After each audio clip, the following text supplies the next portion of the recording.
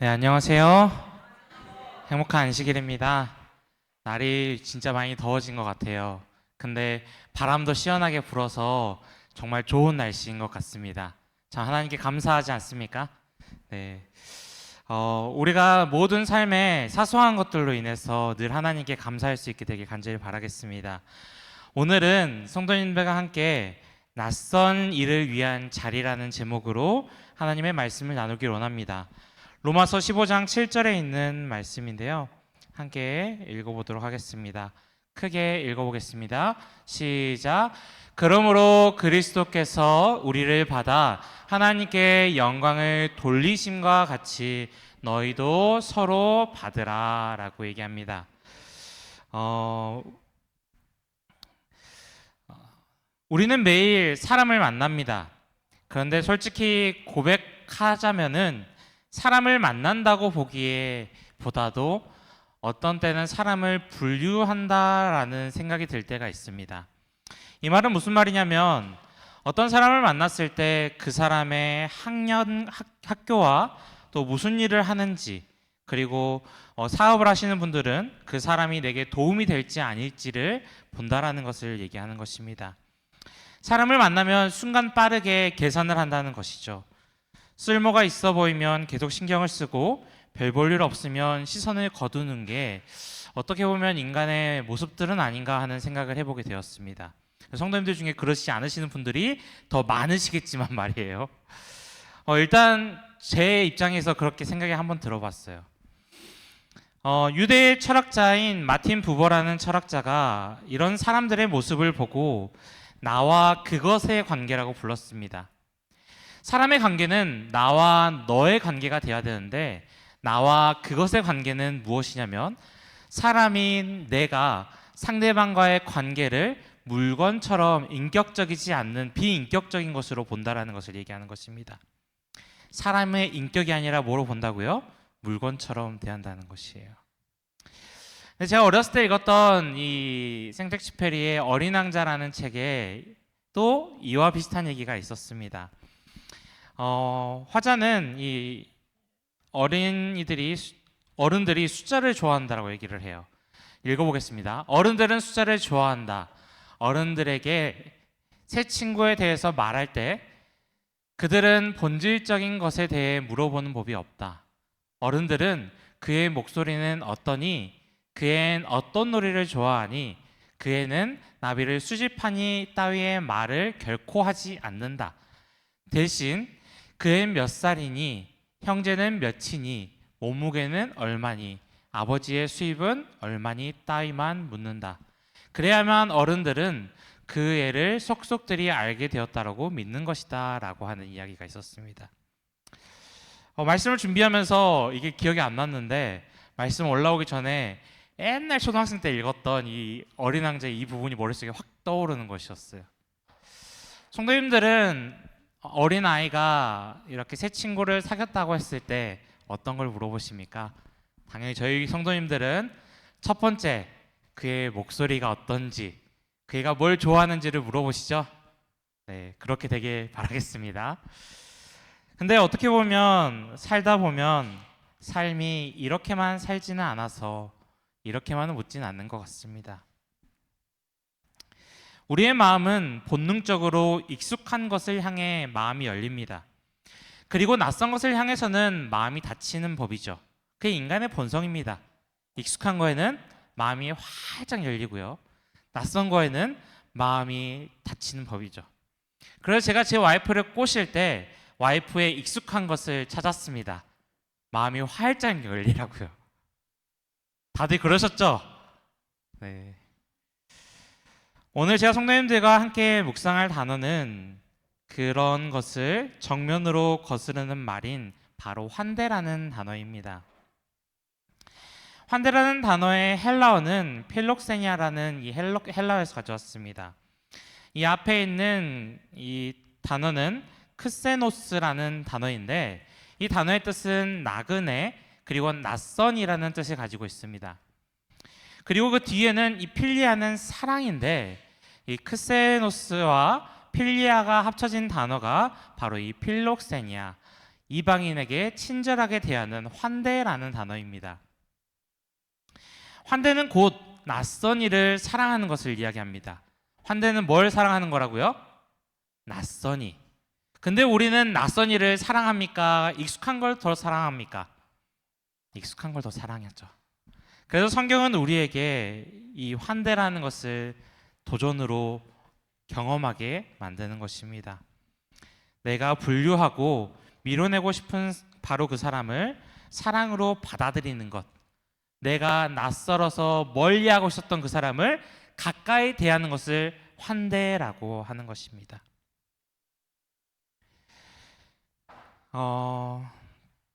근데 이 이야기가 사실 멀리 있지 않아요, 성도님들.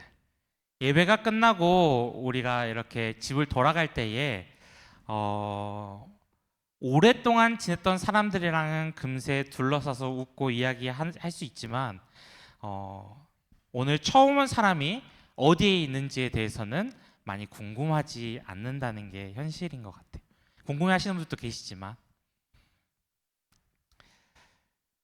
처음 온 사람들은 이 교회가 어떤 느낌일까요, 성도님들? 성도님들 교회 처음 와보신 적 있으십니까? 저는 모태교인이 아니어서 아직도 그 교회의 그 낯선 분위기를 기억하고 있습니다. 앞에서 사람들이 막 노래를 부르는데 저게 뭔 노래인데 부르고 있지 하는 그 마음.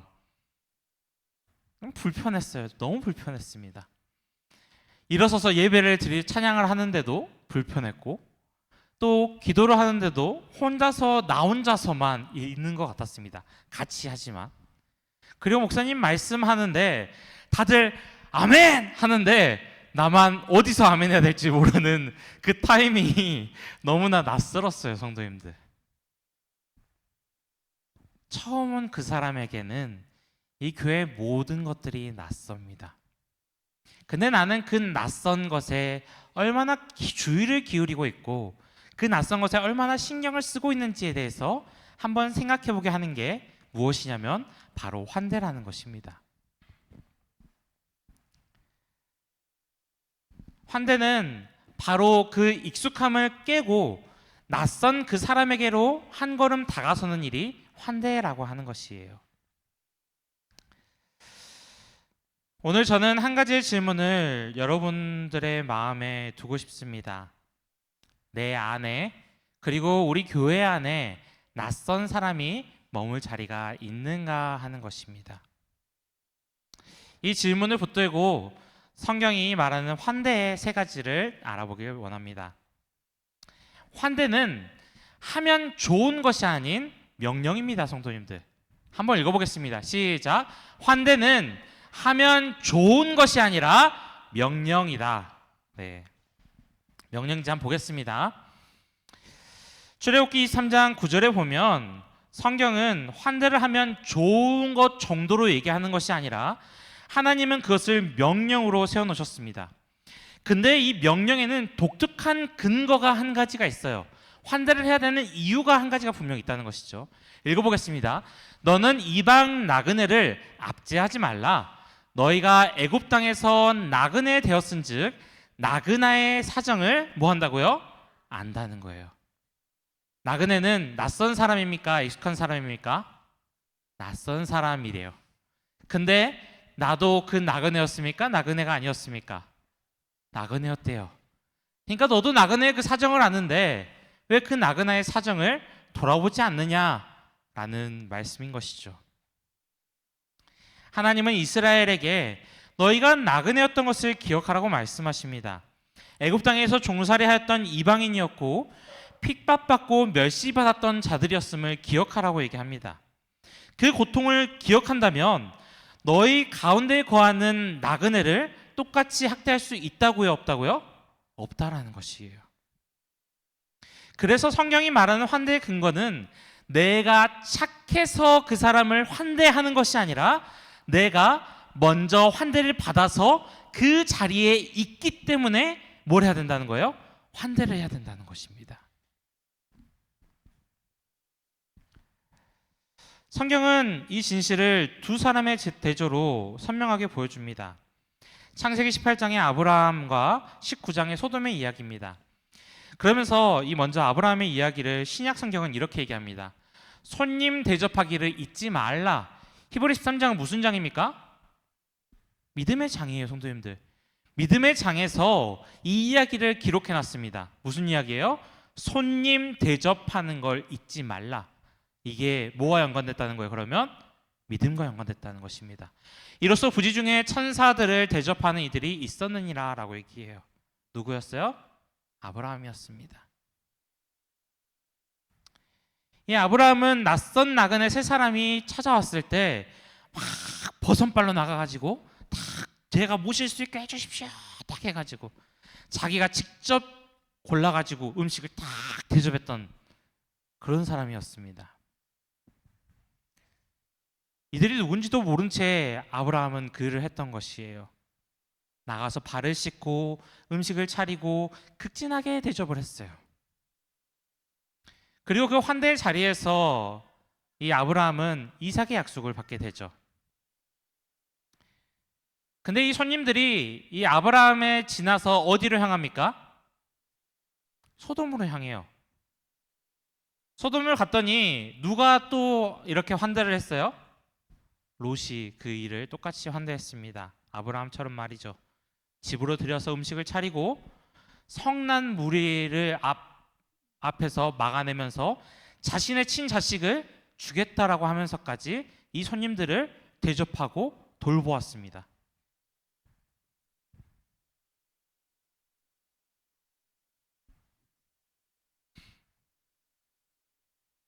같은 낯선 이 앞에 갈린 두 가지의 길을 보여주는 게 바로 창세기 18장과 19장의 이야기입니다.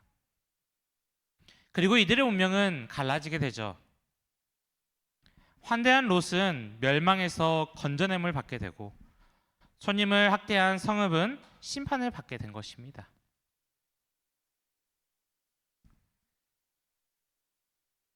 선지자 에스겔은 그 소돔의 죄에 대해서 이렇게 분명하게 짚습니다. 내 아우 소돔의 죄악은 이러하니 그와 그의 딸들에게 교만함과 음식물의 풍족함과 태평함이 있으며 또 그가 가난하고 궁핍한 자들을 뭐하지 않았다고요? 도와주지 않았다라는 것입니다. 가난한 자와 궁핍한 자를 돌보지 않은 교만이 있었다는 말이에요. 다시 말해서 하나님께서 어떠한 한 공동체를 저울에 다실 때에 저울 한쪽에는 뭘 두셨다라는 것이에요? 약한 자와 낯선 자를 어떻게 대했느냐를 두신다라는 것입니다. 근데 이 이야기는 성경에서 한 번 스치고 지나가는 이야기가 아니라 반복적으로 기록되어 있습니다. 율법으로 기록되어 있어요. 포도원의 열매를 다 따래요? 따지 말래요? 따지 말래요. 그리고 어쨌어요? 떨어진 것들은 줍지 말고 가난한 사람과 거류민들을 위하여 버려두라라고 얘기했습니다. 그게 나 하나님 여호와라는 것을 보여주는 증거라고 얘기했어요. 또 뭐라고 했습니까? 내가 밭에서 곡식을 벨 때 그 한 몫을 밭에 잃어버렸거든. 가서 다시 가져오랴 가져오지 말래요? 가져오지 말래요. 고아 가부리에서 남겨두랍니다. 그럼 뭐래요? 내 하나님 여호와께서 내 손으로 하는 모든 일에 복을 내리시겠다라고 합니다. 그게 하나님이 원하시는 것이기 때문에 하나님이 그렇게 복을 주시겠다는 것이에요.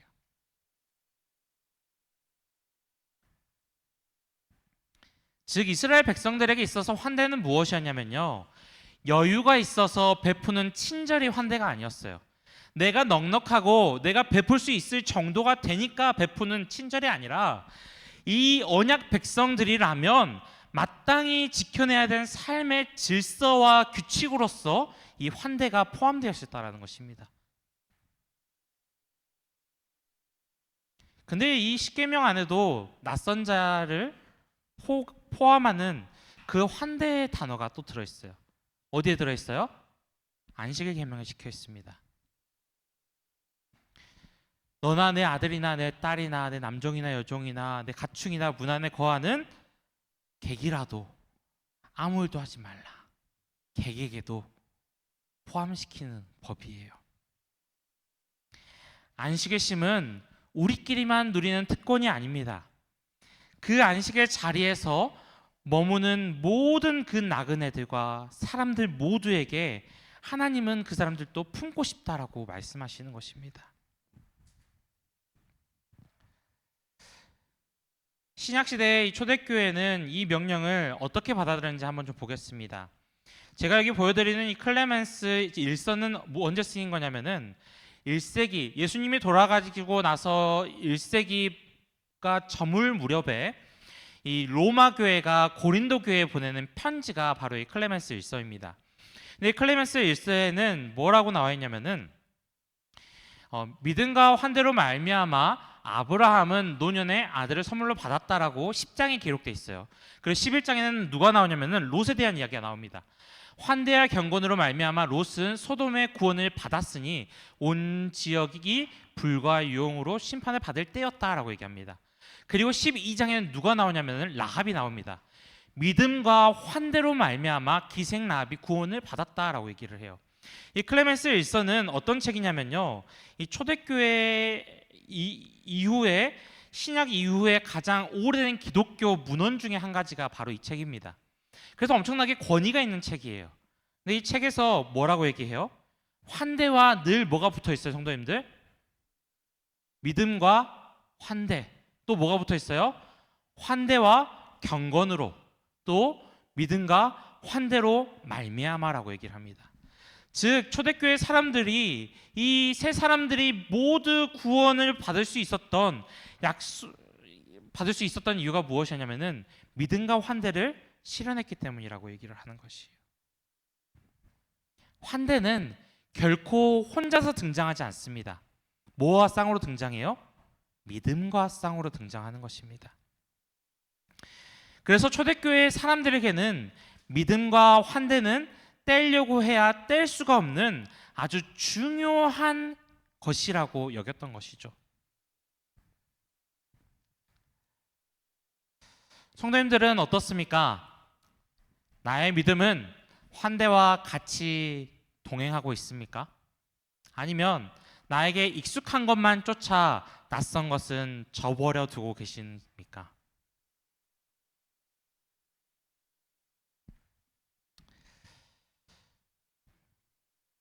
어떤 분들은 믿음은 있으시지만 내가 사람 돌보고 품는 걸 잘 못해가지고 이렇게 하시는 분들 계세요. 저도 그랬습니다. 성도님들, 제 MBTI가 저는 내성적이어 보이십니까? 외향적이어 보이십니까? 외향형처럼 보이시죠? 저는 검사를 하면 내향 98%입니다, 성도님들. 말을 누군가한테 걸 줄 모르는 사람입니다. 근데 제가 이렇게 말을 잘하게 됐을까요? 다 하나님의 은혜입니다. 네. 직업적으로 하나님이 키우셨어요. 그거 뭐예요, 성도님들? 저 같은 사람도 하나님께서 이렇게 돌보라고 키우셨는데 저보다 더 대단한 성도님들을 하나님께서 그렇게 안 하시겠습니까? 당연히 하실 줄 믿게 되시길 간절히 바랍니다. 믿음은 있는데 아직 믿음을 드러내지 못하는 것을 환대를 하지 못하는 것과도 같은 것입니다. 환대는 믿음에 곁들이는 장식이 아니라 믿음이 숨쉬는 방식이라는 생각을 가질 수 있게 되시길 간절히 바라겠습니다. 근데 성도님들, 환대가 쉬울까요? 어려울까요? 성도님들, 누굴 집에 초대하는 게 쉽습니까? 어렵습니까? 진짜 어려워요. 제가 저희 집에 애들 좀 초대하려고 하면 저희 와이프가 좋아할까요? 안 좋아할까요? 너무 좋아해요, 저희 와이프. 그리고 저보고 집 좀 치우래요.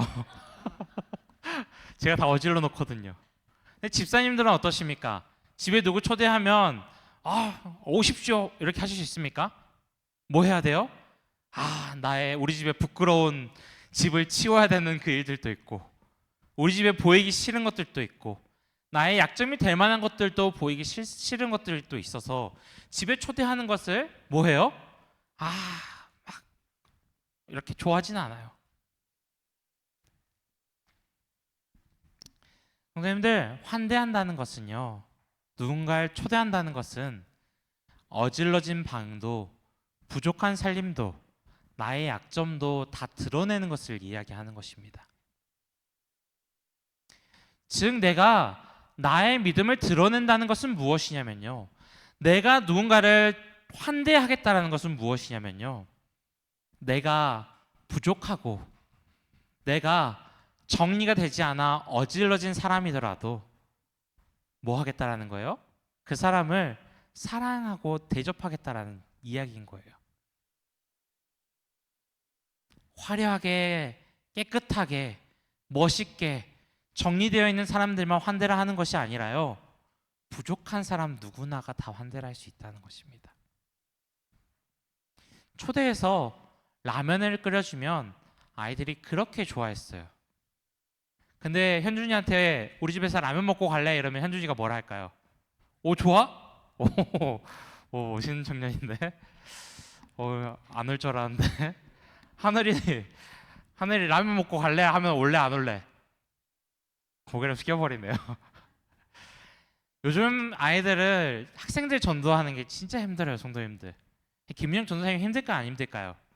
진짜 힘들어요. 요즘 아이들 라면 먹고 갈래 하면 애들 올까요, 안 올까요? 안 와요.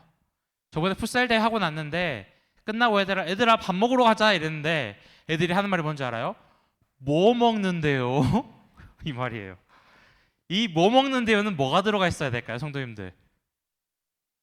피자, 치킨, 햄버거, 뭐 이런 게 들어가 있어야 된다는 거예요. 근데 저희 집사님들 제 요리 잘 하시더라고요. 너무 멋있으셨습니다.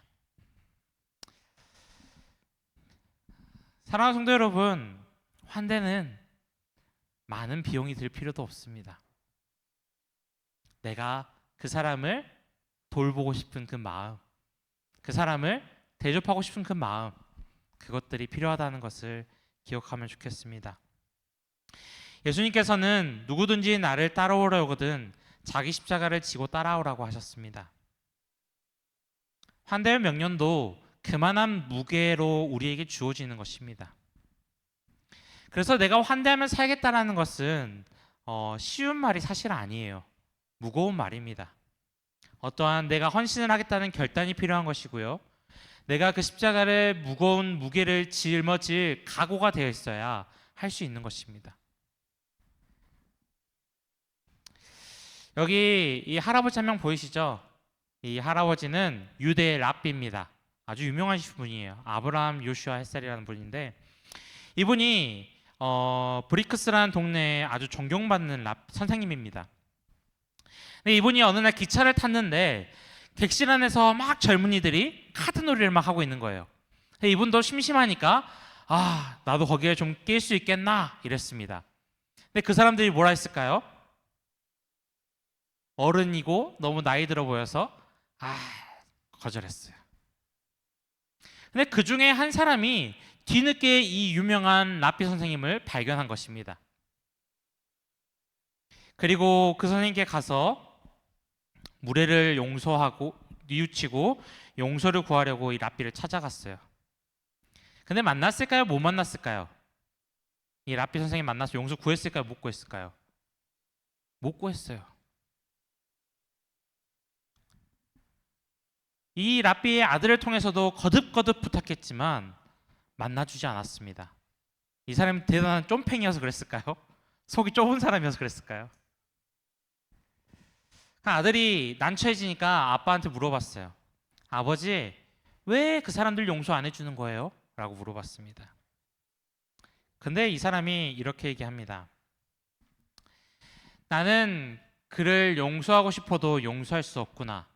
왜냐하면 그는 내가 누군지 몰랐기 때문이지. 사실 그는 어느 이름 없는 사람에게 죄를 지은 거란다. 그러니 그보다 나 말고 그 이름 없는 사람을 찾아가서 용서를 구하도록 하라고 하려무구나 라고 얘기를 합니다. 성도님들, 이름 없는 그 사람이 누굽니까? 이 사람이에요.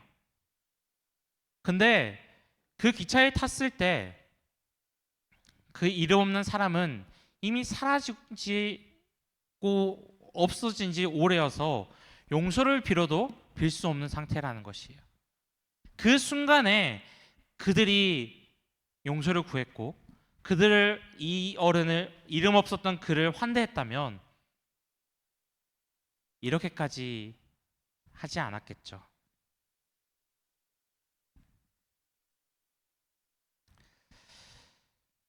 그 젊은이가 죄 지은 대상은 랍비가 아니라 그 순간 자기도 모르게 하찮게 여겼던 한 이름 없었던 사람이었기 때문인 것이에요.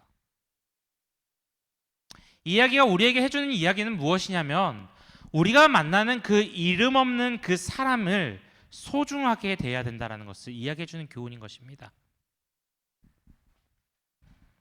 환대의 명령이 그토록 무거운 이유가 바로 여기 있는 것이에요. 내가 말로는 잘해주겠다, 나도 환대하겠다라고 말은 할 수 있지만 실제로 삶으로 그게 안 될 때가 많다라는 그 무게가 있다라는 것입니다. 우리가 무심코 지나가는 그 이름 없는 한 사람이 실제로는 어떤 사람일 수 있다라는 거예요. 하나님이 우리에게 보내주신 귀중한 영혼이고 손님일 수 있다라는 것입니다. 그래서 환대는 단순히 착한 일을 하는 것이 아니라 하나님의 더 큰 환대에 우리가 동참하는 행동 중에 한 가지라는 것을 기억하게 되시기 바랍니다. 이제 1번 했는데 많이 줄이겠습니다. 두 번째, 환대는 복음입니다. 우리는 환대가 좀 무겁게 다가올 수 있겠지만 이 환대를 할 수 있게 되는 이유는 복음 때문에 가능하다는 것입니다. 성경은 환대를 우리가 해야 할 일로 말하기 전에 먼저 하나님께서 하신 일이라고 선포하기 때문에 복음이라는 것이에요. 성도님들, 하나님께서 우리를 처음으로 환대해 주신 일이 무엇인 줄 아십니까? 바로 창조예요. 하나님의 그 모든 능력을 사용하셔서 누굴 위해서 그걸 사용하셨어요? 사람을 위해 사용하셨어요.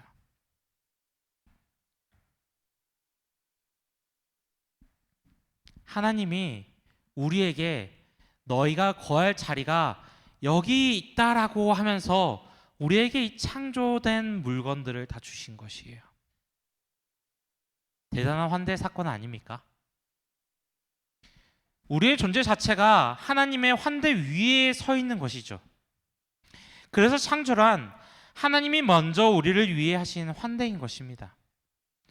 우리는 하나님의 창조 안에서 나그네로서 먼저 와서 누리고 있는 존재일 뿐이라는 것이죠. 그런데 더 놀라운 일이 있습니다. 환대의 주인이신 하나님이 스스로 나그네가 되어서 이 땅에 내려오신 사건입니다. 예수님이 이렇게 말씀하셨어요.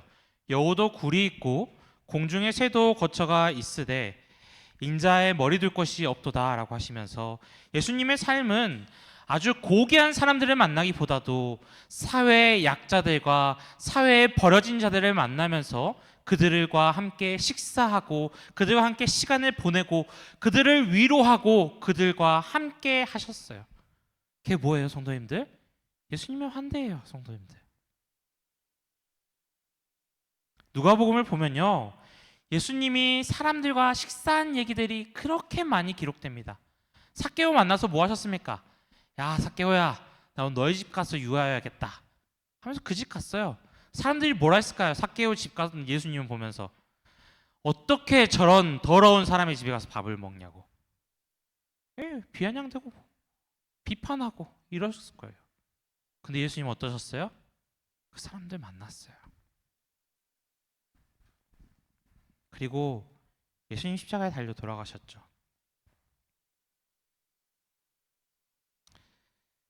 초대교부 교부들은 이 구원의 사건을 엄청난 하나님의 환대라고 생각했습니다.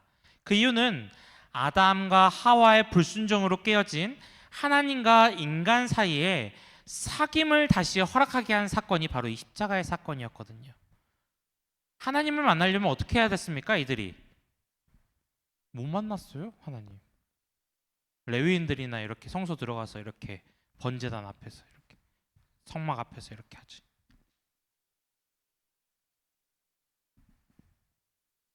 근데 예수님께서 돌아가심으로 성도님들, 우리가 누구를 만날 수 있습니까? 하나님과 함께 할 수 있게 된 것이에요. 이보다 더 큰 환대가 있겠습니까? 예수님께서는 우리를 강제로 끌고 가지 않으셨습니다. 폭력이 아니라 순종으로, 무력이 아니라 섬김으로 제자들의 발을 씻기시고 자기의 목숨을 내어주심으로 우리를 다시 받아들이셨습니다. 이것이 바로 오늘 본문의 핵심입니다. 로마서 15장 7절의 말씀이죠. 그러므로 그리스도께서 우리를 받아 하나님께 영광을 돌리심과 같이 너희도 서로 받으라. 여기서 받으라라고 번역된 헬라어는 단순히 이렇게 어떠한 물건을 받는 것을 얘기하는 것이 아니라 내 삶과 사귐 안으로 끌어안는다라는, 내가 품겠다라는 것을 얘기하는 이 받는다의 뜻입니다. 근데 이 명령에는 순서가 있습니다. 그리스도께서 우리를 받아주신 것 같이 명령보다 뭐가 먼저예요? 선물이 먼저예요. 그리스도께서 우리를 받아주신 것 같이 우리가 누군가를 받아들이기 전에 그리스도께서 먼저 우리를 받아주셨다는 것입니다. 이것이 복음 아니겠습니까? 소설가 김영하 작가가 이 여행의 이유라는 책에서 환대의 순환이라는 것을 경험합니다. 그러면서 이 작가가 이 책에 이렇게 써요.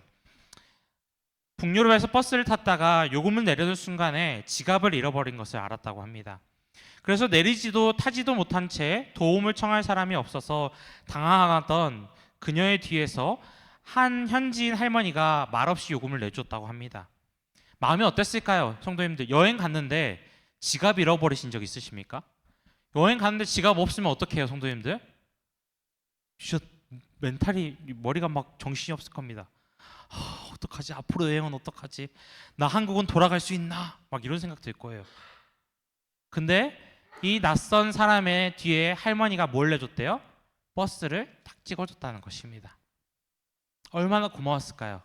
그 순간 모든 위기를 외면할 수 있으니까 너무 좋았을 것입니다. 그리고 고마운 마음을 할머니께 갚겠다라고 하자 할머니가 고개를 저으면서 이렇게 얘기하셨습니다. 자기에게 갚을 필요가 없다. 누군가가 도움이 필요한 사람을 발견하면 그 사람에게 갚으라고 말했다는 것이다. 환대는 이렇게 순환하면서 세상을 좀 더 나은 곳으로 만들고, 그럴 때 진정한 가치가 있다. 준 만큼 받는 관계보다 누군가에게 준 것이 돌고 돌아 다시 나에게로 돌아오는 세상이 더 살만한 세상이 아닐까. 이런 환대의 순환을 가장 잘 경험할 수 있는 게 여행이다라고 얘기를 합니다. 관계가 무엇입니까, 성도님들? 받은 만큼 돌려주는 관계보다 내가 건넨 것이 돌고 돌아 다시 나에게로 돌아오는 세상이 더 살만하다라고 이 작가는 얘기하는 것이에요.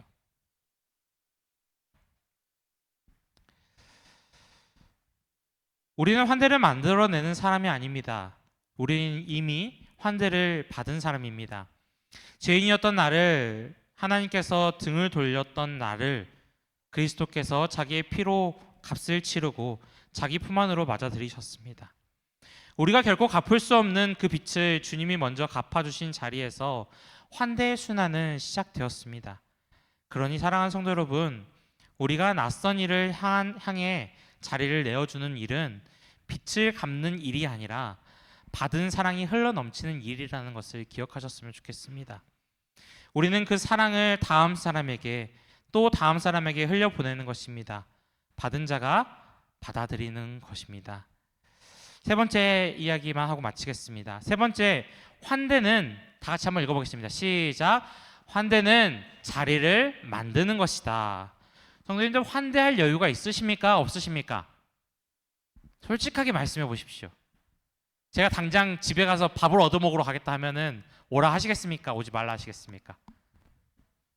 오라 하신 분들 찾아가겠습니다. 감사합니다. 네, 환대는 자리를 만드는 것이에요, 성도님들. 내 집에 그 사람을 드릴 자리를 만드는 것, 성도님들, 그게 환대입니다. 환대받는 우리는 어떻게 환대해야 될까요? 환대는 한마디로 자리를 만드는 것, 메이킹 룸이라고 하는 것입니다. 하나님이 자기 안에서 우리의 자리를 만들어 맞아들이셨던 것처럼 우리도 우리 곁에 한 사람의 자리를 비워둬야 되는 것이에요. 뭐라고요? 하나님이 나를 받아들일 자리를 뭐 하셨어요? 만들어 놓으셨으니까 나를 받아들이셨겠죠. 그런 것처럼 나도 하나님 안에 받아들여졌으니까 나도 어떤 자리를 만들 수 있어요? 한 사람을 받아들일 자리가 마련될 수 있는 것이에요. 근데 그 자리는 거창한 일이 아닙니다. 아주 구체적입니다. 예배가 끝나고 이렇게 혼자 주보를 만지작거리는 사람에게 뭐 하는 거예요? 아, 같이 밥 먹겠습니까? 아, 이름이 어떻게 되세요? 네, 저희 서주학교에 와가지고 너무 감사했던 일이 뭐였냐면은 파트락 하는 거였어요. 청년반에 아무것도 준비를 안 해오니까 길 잃은 저희를 여기저기서 이렇게 부르셔가지고 아, 밥 먹으라고 하시는 것이었습니다. 근데 여기 익숙했던 청년들에게는 그게 당연한 일이어서 뭐 이렇게 괜찮았겠지만 와이프랑 저랑은 어디 가서 밥 먹어야 되지? 이런 마음이었습니다. 근데 밥을 푸고 이제 방황하는 저희를 볼 때마다 일로 와서 밥을 퍼가라고 이렇게 하시는 성도님들 보고 아, 우리 교회는 참 두 사람을 받을 자리가 준비가 되어 있는 교회구나. 이미 준비가 되어 있는 교회구나라는 생각들을 많이 했었습니다. 환대란 우리 집에 식탁 의자를 하나 더 놓는 것입니다. 그리고 내가 늘 말하던 대화의 입을 잠깐 닫고 그 사람의 이야기의 자리를 내어주는 것이 환대예요, 성도님들. 성도님들, 낯선 사람 만나면 내 이야기를 더 많이 하십니까? 그 사람 이야기를 더 많이 들어주십니까? 상대방의 마음을 가장 이해하려면 상대방의 이야기를 들어야 됩니다. 상대방의 이야기를 듣지 않고는 그 사람을 이해할 수가 절대로 없어요, 성도님들. 근데 우리는 하나님 것이 너무 좋으니까 뭐 얘기해요? 하나님 좋은 거 막 얘기해요. 근데 그것보다 잠깐 한 템포 내려놨다가 그 사람께 정말로 뭐가 필요한지를 다 들어보고 딱 먹을 걸 딱 주십시오. 이것이 하나님이 널 위해 준 음식이야 하면서 말이죠. 핵심은 그 사람이 무엇이기보다도 그 사람을 누구로 대하는 것입니다. 그런데 우리가 환대를 하다 보면 착각에 빠질 때가 있어요, 성도님들. 제가 착한 일, 좋은 일이라고 막 하다 보니까 어떤 막 우월감에 막 빠지더라고요. 내가 뭐라도 되는 것 마냥 누군가를 도와주는 일에 있어서 그 사람이 불쌍하고 그 사람과 내 마음이 동해서 내가 그 사람을 돕는 게 아니라 내가 우월한 마음에 돕고 있더라고요. 이게 뭐라고 나중에 찾아보니까 구원자 컴플렉스라는 말이 있었습니다. 사랑하는 성도 여러분, 환대란 시간이 없으니까 말씀을 줄이겠습니다. 참된 환대는 이 베푸는 행위 이전에 그 사람의 아픔에 내 마음이 함께 움직이는 데서 시작하는 것입니다. 도와야 하니까 돕는 게 아니라 그 사람과 함께 아파하는 이 마음이 함께 있어야 도울 수 있다는 것입니다. 그래야지 그 사람과 같이 식탁에 앉는 동료가 될 수 있다는 것이에요. 우리는 근데 그렇게 할 수 없어요. 그래서 우리에게 성령 하나님 필요합니다. 성령 하나님께서 우리 안에 하시는 가장 핵심적인 일은 무엇이냐면요, 어떤 영적인 능력을 주시는 게 아니에요. 뭐 방언을 하거나 막 뭐 치유의 은사를 주거나 이런 것들이 아니라고요. 무엇이냐면 내가 점점 다쳐가고 있는가, 아니면 내가 다른 사람을 위해 더 자리를 마련하고 있는가가 성령 하나님이 내 안에서 일하고 있느냐가 드러나고 있는 증거인 것입니다. 내가 타인을 향해 내 마음이 넓어지고 있다면, 내 품이 많은 사람들을 품을 수 있는 그 마음이 넉넉해지고 있다면 내 마음 안에 성령 하나님이 자리 잡고 계신다라는 것을 성도님들이 기억하게 되시기 바랍니다. 환대는 자리를 만드는 것입니다. 우리의 영적 공동체가 그렇게 자리를 만들어가길 간절히 바라겠습니다. 이것만 하고 마치겠습니다. 환대를 생각해 보면 우리는 익숙한 자리에서 떠나 낯선 일을 받아들여야 된다는 것을 늘 기억하셨으면 좋겠습니다. 그래서 오늘 이 말씀을 듣고 성도님들 마음속에 자리 잡고 있는 사람이 있을 거예요. 내가 멀리했던 사람, 내가 밀어냈던 사람, 내가 불편해서 시선을 거두었던 사람, 우리 공동체의 가장자리에 머무르고 있던 사람이 마음속에 떠오르실 것입니다. 그렇다면 이번 한 주부터 환대가 시작해야 할 자리를 만드시고 환대할 수 있는 우리 모두가 되길 간절히 바랍니다.